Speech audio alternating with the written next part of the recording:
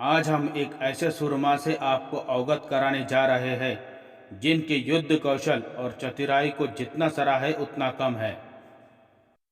जिन्होंने मात्र 60 सैनिक बल लिए ही पन्हाला किला फतेह कर लिया था। कोंडाजी फर्जंद छत्रपति शिवाजी महाराज और उनके पुत्र छत्रपति संभाजी महाराज को मिले एक अनमोल रत्न थे। आगरा से छूटने के बाद 3 वर्ष की तैयारी कर छत्रपति शिवाजी महाराज ने मात्र 6 महीने में ही मुगलों के अधीन सभी किलों को स्वराज्य के अधीन कर लिया। लेकिन पन्हालागढ़ स्वराज्य में शामिल नहीं हुआ था। सन 1673 की बात है। छत्रपति शिवाजी महाराज ने रायगढ़ पर अपने सभी सहकारियों की बैठक बुलाई। पन्हालागढ़ फतेह करना था। इस मुहिम पर जाने के लिए उपस्थित सभी सहकारियों में से कोंडाजी फर्जंद सामने आए और ये मुहिम पर उन्हें भेजने का महाराज से अनुरोध किया। महाराज ने कोंडाजी से कहा, बोलिए कितने सैनिक आपके साथ चाहिए? 2000, 3000, 5000 या 10,000? लेकिन कोंडाजी ने महाराज से मात्र 300 सैनिक मांगे। बस 300 सैनिक लिए पन्हाला फतेह करने निकल पड़े कोंडाजी को महाराज ने वापस बुलाया और इनाम में 2 सोने के कड़े कोंडाजी को दिए। दरबार में उपस्थित सभी को लग रहा था जीतने से पहले ही इनाम दे दिया। महाराज ने कहा, मुझे पूरा विश्वास है कोंडाजी पर, वो अवश्य जीत कर आएंगे। इतना विश्वास था महाराज को अपने सूरमाओं पर। कोंडाजी ने महाराज को प्रणाम किया और निकल पड़े। कोंडाजी ने कोकन से होते हुए महाड़ के रास्ते राजापुर में अपना डेरा जमा लिया था। पन्हालागढ़ की उन्होंने पूरी जानकारी निकलवा ली थी। पन्हाला पर बाबू खान नामक आदिल शाही किलेदार समेत 2000 सैनिक थे।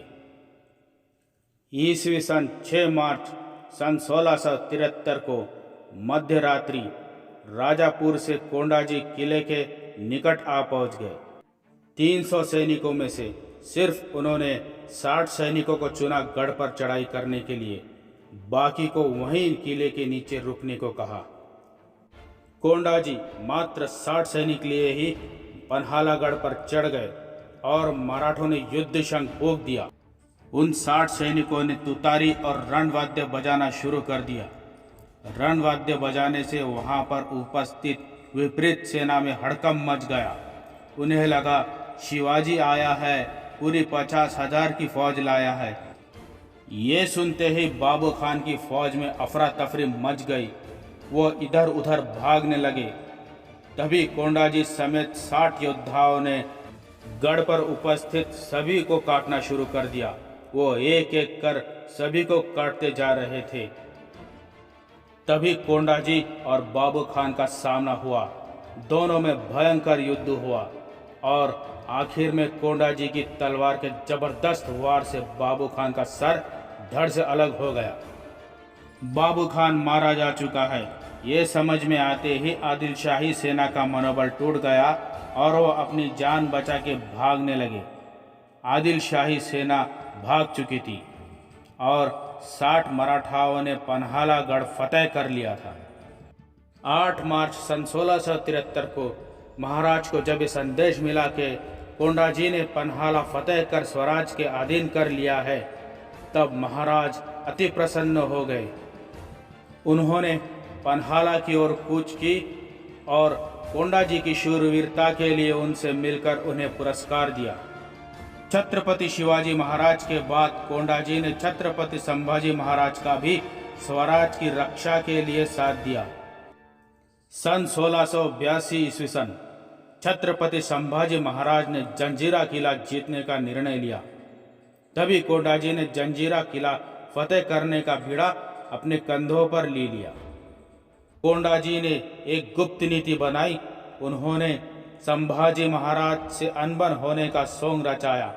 वे 12 मावड़ों समेत सिद्धि से जा मिले। सिद्धि एक अफ्रीका से आया हब्सी लुटेरा था। हब्सियों ने अफ्रीका से आकर जंजीरा पर कब्जा कर लिया था। वे कोंकण के तट पर लोगों को लूटा करते थे। जंजीरा पर हफ्सी सिद्दी का कब्जा था। कोंडाजी सिद्दी की चाकरी करने के लिए शामिल होना चाहते थे। ये सुनते ही सिद्दी बहुत खुश हुआ। उसे लगा संभाजी महाराज का एक बड़ा सरदार उसकी चाकरी करने आया है। उसने कोंडाजी को चाकरी करने के लिए शामिल कर लिया। उसे क्या पता था कोंडाजी की योजना का। कोंडाजी की योजना के अनुसार उन्हें जंजीरा का सारा गोला बारूद उड़ाना था। उन्होंने किले में सुरंगें बनाना आरंभ कर दिया था। काम कोंडाजी की योजना के अनुसार चल रहा था। कोंडाजी अपनी पत्नी के साथ जंजीरा पर आए थे। उनकी पत्नी के साथ आई एक दासी को कोंडाजी की योजना का पता चल गया। किले को उड़ाना ही था कि बस उस दासी ने सारी योजना की जानकारी सिद्दी को दे दी और सिद्ध को कोंडाजी की सारी योजना का पता चल गया।